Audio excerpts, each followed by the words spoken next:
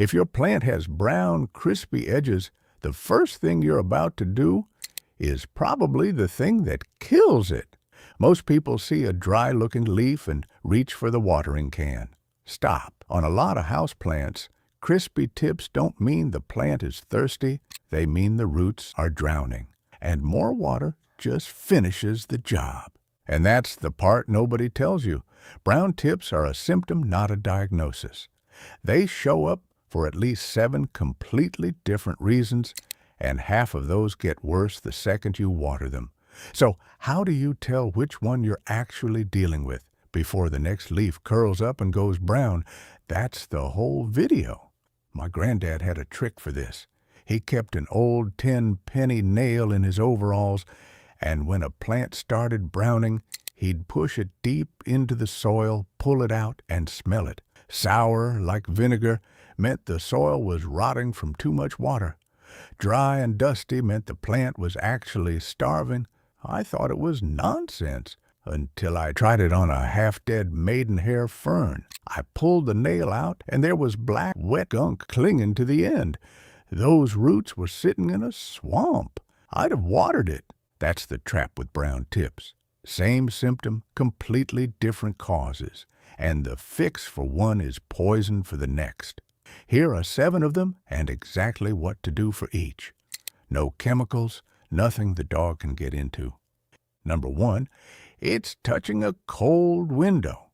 A window pane in winter gets genuinely cold, and a leaf pressed against it for hours gets chilled right where it touches.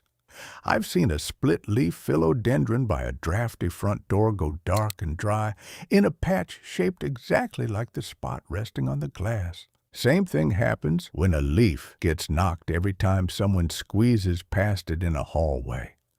The tissue bruises, then browns. The fix takes 2 seconds. Pull the plant back a couple of inches from the glass so nothing's leaning on it, and move it out of the bump zone. Number 2, there's air blowing on it. Point a heating vent at a plant, and it dries out from that side first. You'll see the tips brown fast on the side facing the airflow, while the back of the plant looks fine. That lopsided browning is the tell. Feel for it with the back of your hand. If you can feel a draft, the plant can too. My granddad used to just slide a chair in front of the vent to break the flow. You don't need anything fancier than that. Move it to still air, and the new growth comes in clean. Number 3, the whole room is too dry.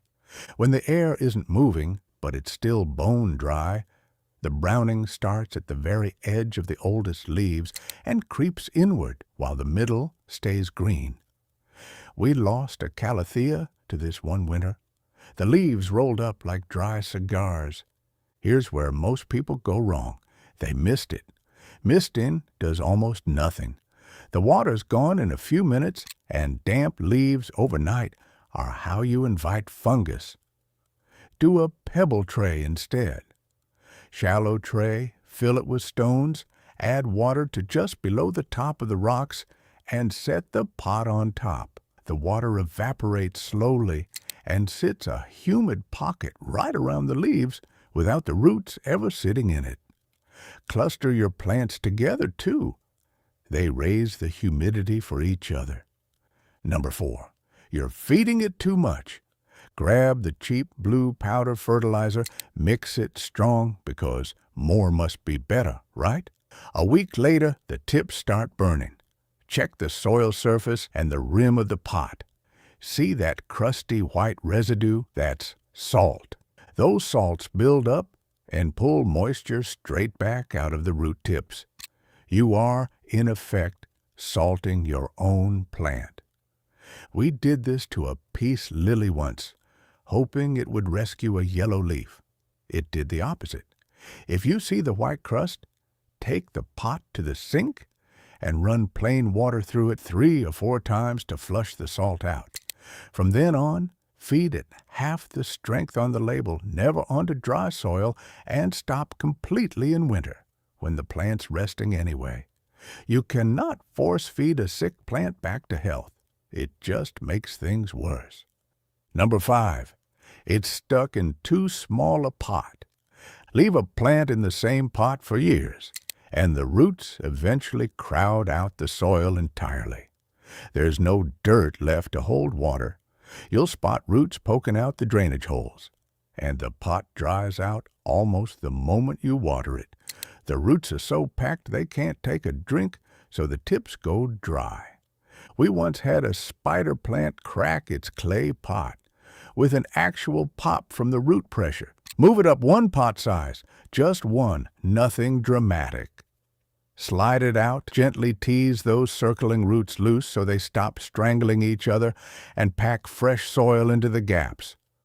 Jump straight to a huge pot, and the extra soil holds water the small root ball can't use, and now you're back to rot. Number 6. The soil is repelling water. This one's sneaky. When peat-based soil dries out all the way, it starts repelling water instead of soaking it up. Pour water on top, and it just races down the gap between the soil and the pot, out the bottom, and the middle stays dry as a bone. The surface looks damp, so you think you watered it. Push a wooden chopstick down to the bottom of the pot and pull it out, dry, dusty, gray. Meanwhile, the plant's drooping and the leaves feel like paper. You can't fix this from the top. Bottom water it. Set the whole pot in a tray of water for 20 to 30 minutes and let the soil drink from below. Once the pot feels heavy again, lift it out and let it drain. If you want to speed it up, 1 drop of yucca extract in the water helps. Yucca makes natural saponins, which basically make water wetter, so it grips the dry peat instead of beating off it. Number 7. Your tap water. This is the one nobody suspects. Spider plants, dracaenas, peace lilies. They're sensitive to what's in city tap water. The fluoride many places add to drinking water is fine for you and rough on them. The roots pull it up to the leaf margins, the water evaporates, the fluoride stays behind and concentrates, and the edge of the leaf dies. It looks like humidity damage, but there's a giveaway, a yellowish band, right at the border of the brown on the older leaves. And here's the part that matters. That residue doesn't leave. It builds up in the leaf a little more with every cup you pour. Leaving tap water out overnight is a myth for this. It does nothing to fluoride. What actually works is rainwater or distilled water. My granddad collected rain in barrels off the roof for exactly this, and his plants never showed that brown edge. So before you touch the watering can, check which of these 7 it actually is, because watering the wrong problem is how a fixable plant ends up in the trash. Start with the nail, push it in, pull it out, give it a smell. Your plant's already telling you what's wrong. You just have to read it.